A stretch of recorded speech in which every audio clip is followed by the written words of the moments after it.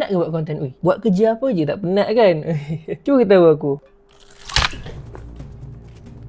Ya Allah. Wih. Sekejap. Uish, aku tak review lagi weh keyboard ni. Mampus aku kali ni. Mampus. Habis. Jap. Keyboard ni waterproof. So memang takkan rosak keyboard ni kalau kena air. So guys, ini dia keyboard daripada Fury Q, which is Fury Q IP98. Nak tengok lagi? Tak ada masalah, boleh. Okey. Oh my god. Oh no. Aduh hai. Tak apa, kita biar je dulu kat sini. Nanti aku akan cuci. Aku nak tengok sekejap, boleh guna lagi tak keyboard ni? Jom kita try keyboard ni okey ke tak lagi.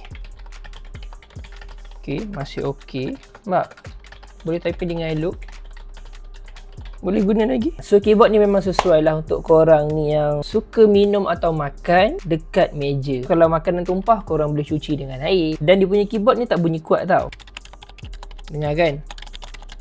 Dia tak macam mechanical keyboard yang biasa. Dekat bahagian atas dia ada knob yang mana korang boleh adjust RGB light atau boleh tutup je hole FN dan juga dia punya scroll wheel ni selama 3 saat and dia akan ubah function kepada volume up atau volume down. Untuk model ni juga dia ada wired ataupun wireless. Aku punya ni jenis wireless. Dia menggunakan dongle USB Type A. And design untuk keycaps aku ni adalah white contours yang berwarna putih. Korang boleh tengok dekat bahagian atas dia ni kan. And dia jenis side printed. So nampak minimalist and sangat clean. So guys, kalau berminat, link dekat bawah.